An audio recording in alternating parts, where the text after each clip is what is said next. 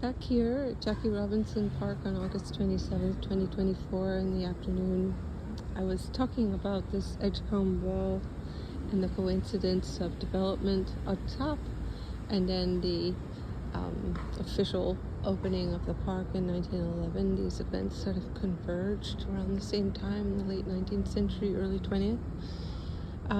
But this desire line, as we call it, so just dirt path, goes all the way from about 152 to 150. So it's almost over 5 blocks long. But the point that I'm getting to is that this path is actually on a drawing from 1914 that you can find in the park's archive. So there was some intention to have this path used by the public. Nowadays, given the apprehensions of the agency and a lot of wayward social behaviors, it's sort of a liability to open up sites that are so secluded. But we feel that this is changing because the public is actually well ahead of the curve on this one. They adore the wild of this park. In fact, people who come to Jackie Robinson Park and to St. Nicholas and to Highbridge, if they don't, not coming for the handball courts, they come for the wild. And so by reclaiming this site, we were making it safer, cleaner, healthier for everyone, and really enhancing the plant palette.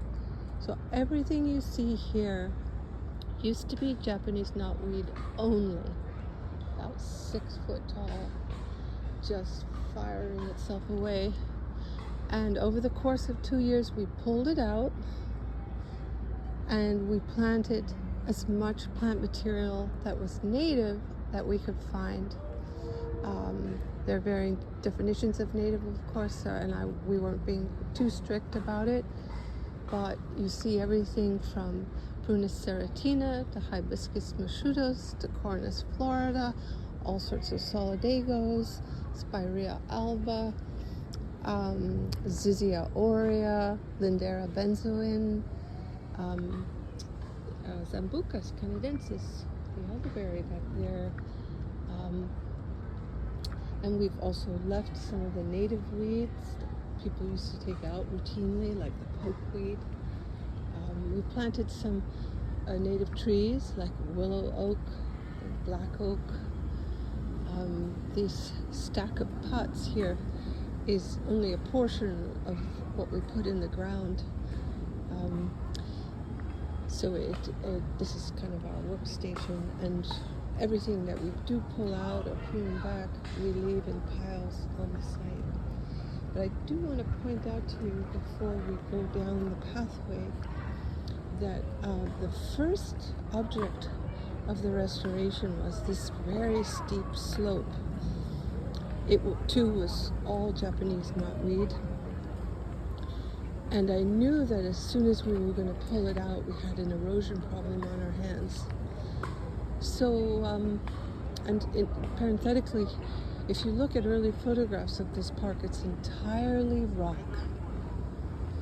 So that means that all of this soil that supports these huge trees accumulated over the course of 100 plus years.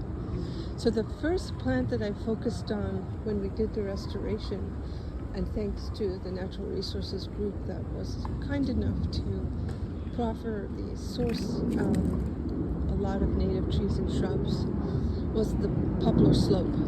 So all of these thin sort of whip-like trees are two kinds of poplar, eastern poplar and aspen.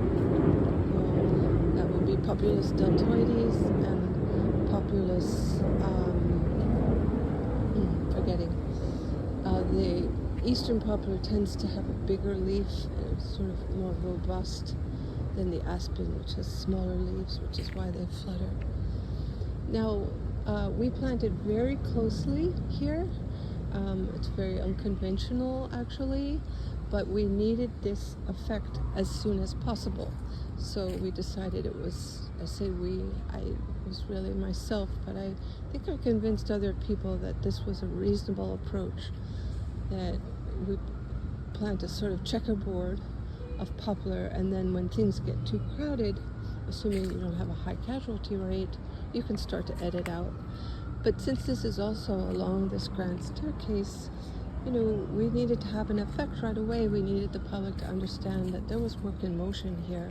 This is purposeful, and this is also effective for reasons they might not have known, but they gleaned that something was going on here. You could see the cribbing logs because the trees alone in the beginning stages are not enough to hold the slope. We haven't had serious problems with erosion, nothing more than what we normally have, but these trees have pretty much done the job, and you can see that they are all pretty healthy. There's maybe 5% casualty rate.